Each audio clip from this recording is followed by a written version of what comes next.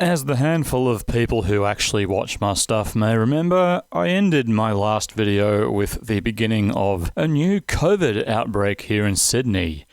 As I record this, the number of cases stands at 149. It'll probably be more than that by the time the video actually goes up. And the lockdown that the New South Wales state government was scared to impose finally came down last Friday and has, quite frankly, done so a lot later than it should have done.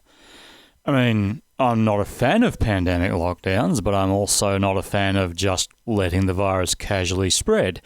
And lockdowns have been kind of good at preventing that. As New Zealand demonstrates, where they went into a hard lockdown almost as soon as things kicked off, and as a result, only 26 people have died there from COVID.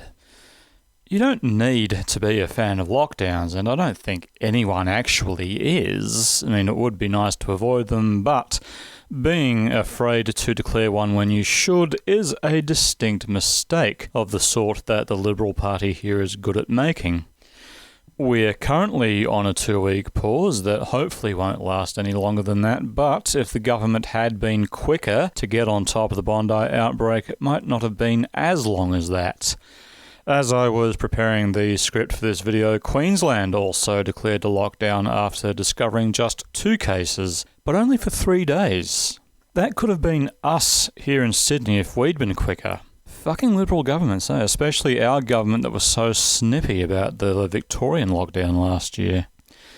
For myself, it doesn't really change that much. We've had an issue getting groceries delivered when we should have done, but I think that will hopefully prove to just be a temporary glitch. And as far as actually getting out goes, it's not like I've been going out that much in a while anyway. My so-called social life has always been fairly limited, and the handful of things I used to go out to regularly had actually already dried up somewhat well before the pandemic even began. So, when it did all start and we had that first lockdown that went on for months, it wasn't as big of a change for me as it was for people who might have been going out to work each day and suddenly not doing that. And similarly, if this one does only last for 2 weeks, it's not going to be a terrible disruption. I am a bit irritated that my local library is closed for the duration, but 2 weeks won't be as bad as the 3 months it was shut for last year.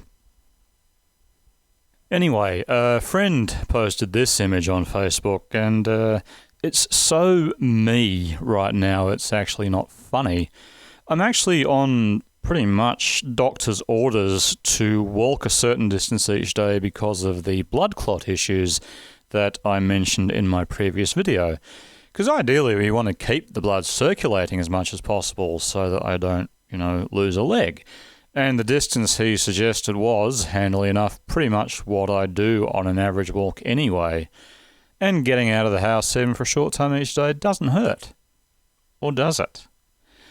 Because I'm sick of seeing the same 2 or 3 streets each day that I do go out for a walk. I'm sick enough of it that I've hardly done it for the last month or 2. The fact that it is winter at the moment and it's often cold and wet outside is part of it, but that's not really it, because last winter I quite often went out very late at night, sometimes even after midnight, about 1 a.m. or so.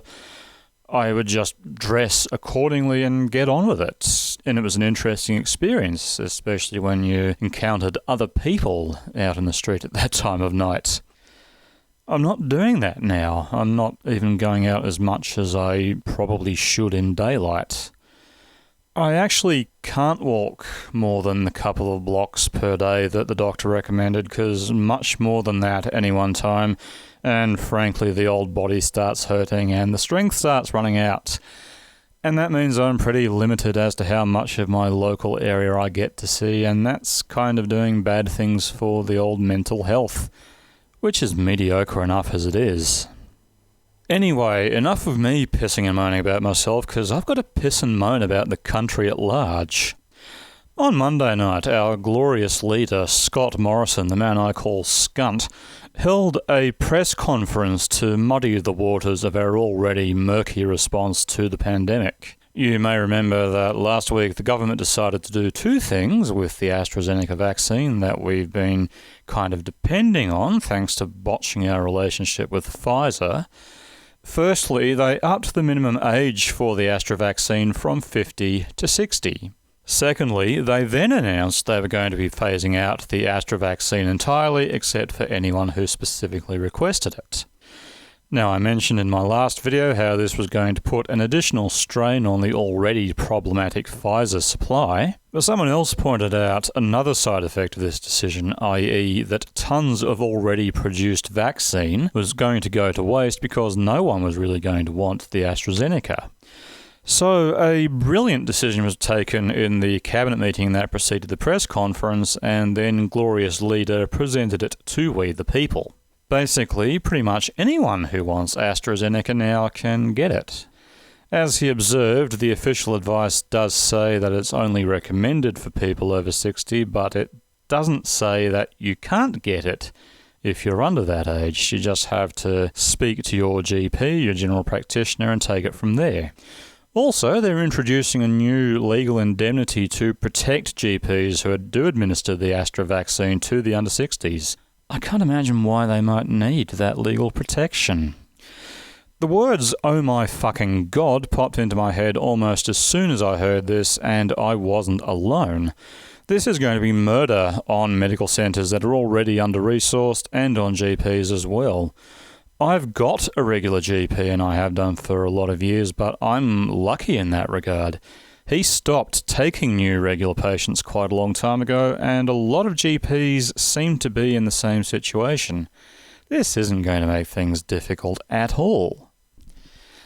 There is a slightly bigger problem, and that is that Morrison neglected to tell the Australian Medical Association or the Royal Australian College of General Practitioners before announcing his great idea.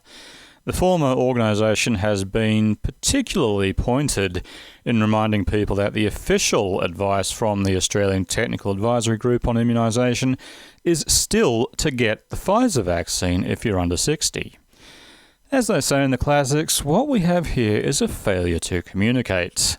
And Scunt has frankly succeeded only in complicating things unnecessarily. Do we trust the leader of the nation, or do we trust the medical professionals? And can we trust the former when he apparently doesn't fully trust the latter? On the plus side, the lockdown has led to at least a few moments of comedy. The Monday press conference featured the wonderful story about two naked men who got lost in the Royal National Park.